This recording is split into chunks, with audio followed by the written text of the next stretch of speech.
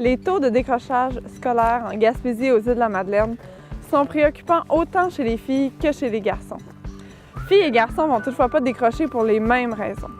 Plusieurs études ont montré que les jeunes qui adhèrent le plus aux stéréotypes sexuels vont être ceux et celles qui décrochent le plus.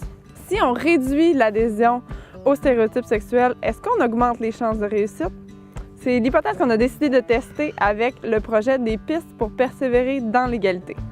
D'abord, on va aller voir quels sont les stéréotypes sexuels qui sont observés par les enseignants, enseignantes et le personnel éducateur de la petite enfance au collégial. Pour avoir une bonne note, il faut se mettre en équipe avec une fille. Et si tu veux gagner la partie de soccer à la récré ou en éduc, là, il faut te mettre en équipe avec un gars. Les petits garçons, en général, ils vont aller vers les super-héros, les pompiers, la police, tout ça. Puis les petites filles vont aller beaucoup vers les robes de princesse, les danseuses de ballet. Cette année, j'ai des petits garçons qui aiment vraiment beaucoup se faire coiffer là, avec des couettes, des lulus. Les papas le tolèrent, mais ils sont pas nécessairement à l'aise, même s'ils savent que c'est bon pour les enfants. C'est les gars, c'est les plus forts. On protège les filles. Les filles, c'est des peureuses. Ils ont besoin d'aide, on va leur tenir la main. Là. Ça, on le voit beaucoup. Là.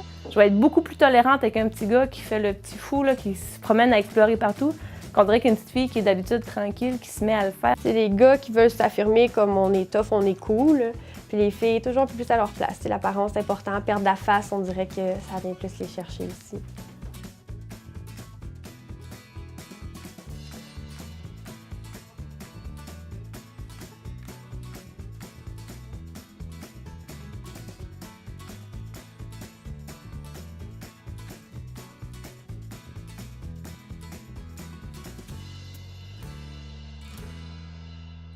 Quand les gars ont de la misère à l'école, au lieu de les brasser un peu puis de les tirer vers le haut, on accepte cette difficulté-là parce qu'on se dit ben c'est normal, c'est un gars, c'est pas nécessairement fait pour lui l'école.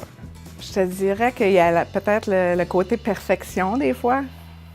C'est attaché beaucoup peut-être à la fille. Une certaine partie, disons, des jeunes qui vont peut-être rejeter un peu la lecture parce que c'est moins masculin. Ah, ben tu sais, je suis une fille, donc j'ai besoin peut-être plus d'aide. Comme si ma réussite, je devais l'avoir de quelqu'un. Elles pourraient entreprendre plus. On dirait qu'elles ont plein d'idées, puis parfois on peur de les mettre, se déterminer dans son identité scolaire, mais aussi sexuelle, qui vient jouer un petit peu entre les deux. Tu sais, gars-filles, ça peut venir, on dirait, comme des fois, faire dévier de tout leur potentiel. Les raisons invoquées pour décrocher par les filles et les garçons sont intimement liées aux stéréotypes.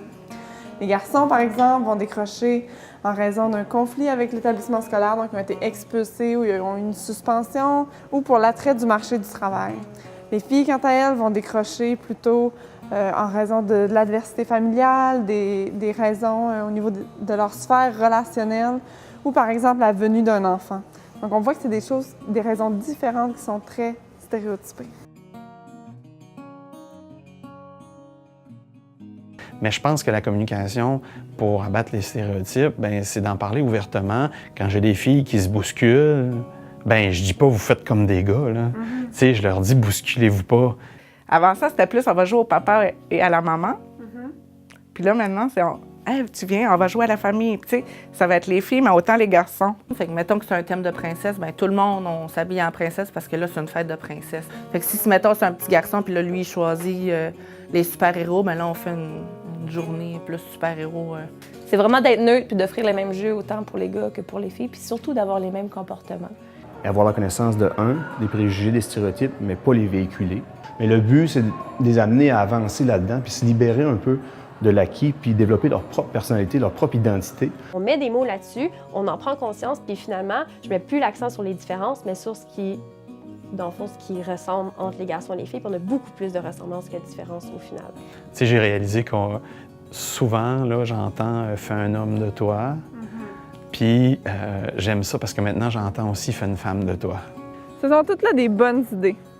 Déconstruire les stéréotypes sexuels chez les jeunes peut non seulement favoriser leur persévérance scolaire, mais aussi ne pas les limiter dans les rôles prédéfinis pour hommes et pour femmes. Déconstruire les stéréotypes sexuels, c'est un travail de tous les jours, ça demande de s'observer et ça demande aussi de faire des activités précises avec les élèves. Dans le cadre du projet des pistes pour persévérer dans l'égalité, on offre de la formation et de l'accompagnement au personnel enseignant et éducateur de la petite enfance au collégial. Vous jetterez un coup d'œil à notre site web pour en savoir davantage.